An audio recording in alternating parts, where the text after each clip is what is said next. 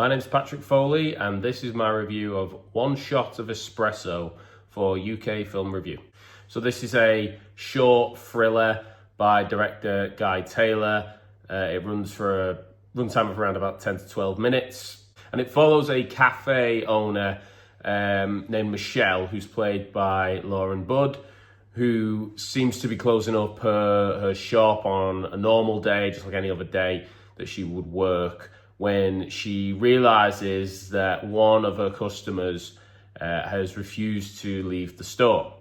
This stranger, who is played by Will Stevens, sort of bats away any of her sort of polite hints and suggestions that it's time for him to leave and go home because the shop's closing, and instead he takes on a much more quietly sort of forceful tone, making his own requests, asking for her to serve him even though the store's closed and the machines have been closed down and everything like that. And the film then follows this really unpleasant and unsettling experience she goes through as this man sort of takes control of her environment, control of her shop, and uses kind of a bullying nature to get whatever he wants. And she's not really sure exactly where this encounter could lead. I was really impressed with this film. I thought there was actually a lot of depth to it, even though it's a relatively straightforward short film that just follows an encounter. At the heart of this film is a really unsettling dynamic that is created as this stranger is able to isolate Michelle and begin to impose his will on her.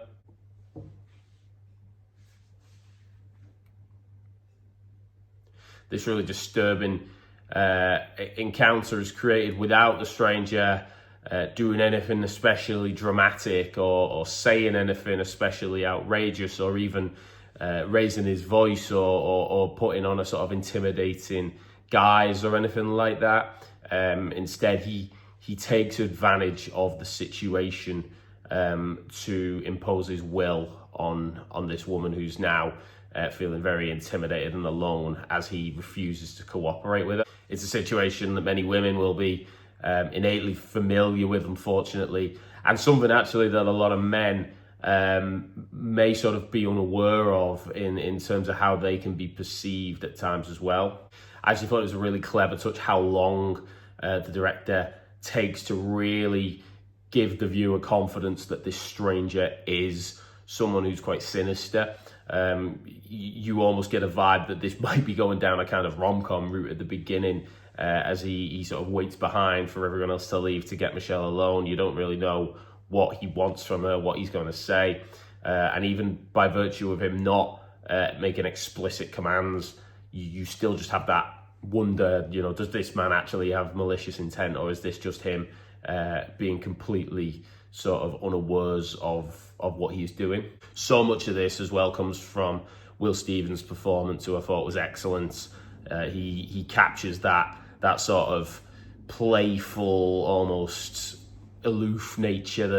that the man initially takes on to kind of feel out the situation, feel out Michelle, and feel out how far he can push boundaries. It becomes far more sinister in retrospect of the film when you sort of realize what the themes are and what the purpose of the film was, that you can kind of identify exactly what the character is doing, and Will Stevens, I thought, did really, really well at realizing that and creating this image of a man who you could just imagine kind of holding his hands up and putting on a facade that he's not done anything wrong, that he's not a bad guy if ever confronted about his behavior in the film. And equally, Lauren Budd as Michelle is able to capture the sort of traumatic experience of being put through what Michelle is put through in this film as well.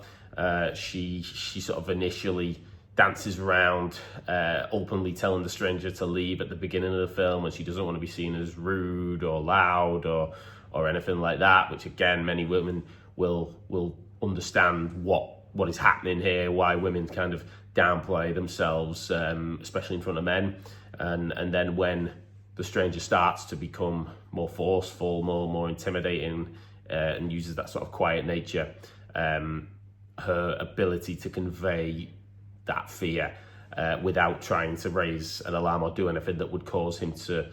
become violent. That was, I thought, very, very impressively done. I thought this was an excellent short film that if you were to sketch out the actual plot on paper, you would almost feel like you'd be writing something that doesn't actually, not an awful lot happens, but under the surface so much is going on between the characters and the interactions and the themes that are coming out from that, and what the filmmakers are trying to do here and trying to show here of how particularly relationship dynamics between men and women play out in public, especially when no one else is around. So I thought being able to capture that sense was very, very impressive, and I'd really recommend this film to anyone who's interested.